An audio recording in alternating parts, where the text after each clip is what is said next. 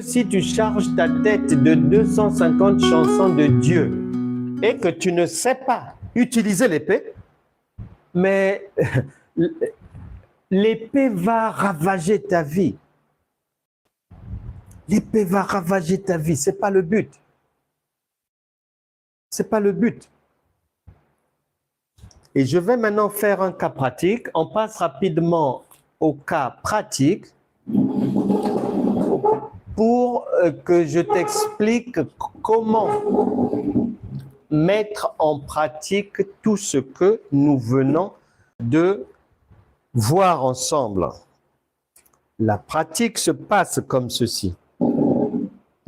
Ici, j'ai ce que l'on va considérer comme une épée. Tu vois bien que l'épée, il y a là, il y a là. Double tranchant. Maintenant, la parole de Dieu, elle t'explique que les enfants d'Israël, pour manier l'épée, ils se sont retrouvés en difficulté. Et c'est pour ça qu'ils ont mis 40 bonnes années, surtout dans le désert de Kadesh Barnéa. Problème de manipulation de l'épée. Le problème de la manipulation de l'épée qu'ils ont rencontré, aujourd'hui, ce sont les mêmes problèmes. C'est-à-dire, l'épée, lorsque quelqu'un la reçoit, normalement, il y a le fourreau, tu ranges ton épée. Maintenant, suis bien. Parce que dans Éphésiens chapitre 6, à partir du verset 12 à 18, l'apôtre Paul, qui était emprisonné, nous a enseigné par l'observation du soldat, comme il était en prison, le soldat qui était devant lui, il a bien observé et il a compris l'épée à double tranchant. L'épée, quand tu la reçois, tu reçois la parole de Dieu. Tu viens d'abord ranger ton épée, c'est-à-dire tu mets ça ici. Ici, là, ça veut dire quoi? Ça veut dire que l'épée, avant que tu ne sortes l'épée contre un ennemi, l'épée doit d'abord faire le nettoyage dans ta propre vie. C'est toi-même. Ça veut dire nettoyage. Comme c'est la parole te nettoie toi-même d'abord. Or, les enfants d'Israël, ils ont eu du mal. Ils étaient dans des murmures. Ils étaient dans des querelles. Ils étaient dans la jalousie. Ils étaient des rebelles à l'autorité de Moïse. Ils étaient vraiment récalcitrants. D'autres étaient encore idolâtres et tout. Donc, l'épée, la première face de l'épée, c'est un nettoyage de ma propre vie.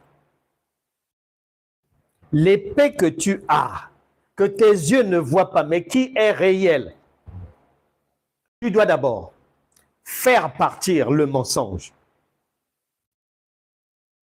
Tu dois faire partir le faux témoignage, la paresse, l'exagération, l'idolâtrie, les mélanges, l'inconstance, le non-pardon.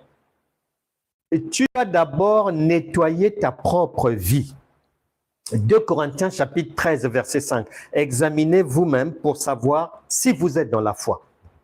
Maintenant, une fois que tu as fini ce nettoyage, tu tires maintenant l'épée, et là, c'est pour les ennemis.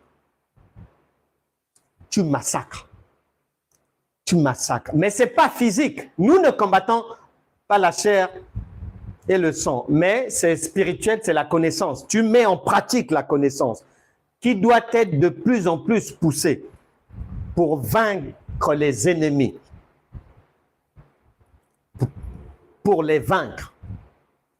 Tu avais peur du diable, tu lui tranches la gorge par ta connaissance de Luc chapitre 10, verset 19. Voici, je vous ai donné le pouvoir de marcher sur les serpents et sur les scorpions et aucune puissance de l'ennemi ne pourra vous nuire. Plus Colossiens chapitre 2, verset 13 à 15. Il avait déjà été humilié complètement. Cette connaissance-là mise en pratique, tu sais que tu ne peux plus avoir peur du diable parce que tu sais qu'il est déjà vaincu. Tu as réglé cet ennemi-là. La pauvreté, tu l'égorges par Proverbe chapitre 10, verset 22. C'est l'épée qui enrichit la parole de Dieu. La maladie, tu tranches la gorge à l'ennemi qui s'appelle maladie par Matthieu chapitre 8, verset 17. Tu sais que toute maladie peut venir, mais par les meurtrissures de Jésus, tu es déjà guéri. Donc, tu seras obligatoirement guéri. C'est comme ça qu'on met en pratique l'épée. C'est pas par le wow. Ça c'est du cinéma. C'est du vent. Il faut arrêter ça. Arrêtez ça. Maintenant, regarde bien. Regarde bien. Nous, quand on reçoit l'épée, on la met d'abord là. On doit d'abord nettoyer nos vies avant de s'occuper des ennemis. Mais Jésus, quand il arrive, le Seigneur vient d'en haut, revêtu du Saint-Esprit, de son identité. Il arrive, il est déjà saint. La Bible dit qu'il n'a pas péché. Donc, lui, quand il vient, quand Jésus vient, son épée n'est pas là. L'épée est déjà en position. Lui, quand il est arrivé, avec l'épée déjà en position, immédiatement, il s'est mis au travail. Toi, suis-moi. Toi.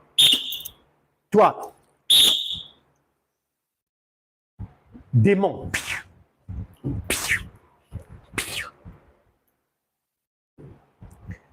Voilà. Maintenant, nous, comme nous né avec le péché adamique, donc nous devons d'abord faire le travail de nettoyage.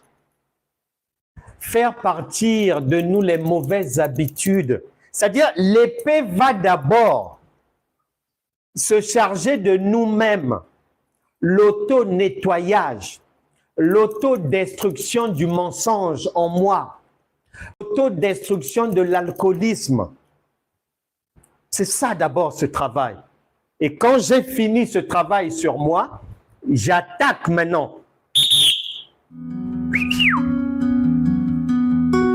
les ennemis.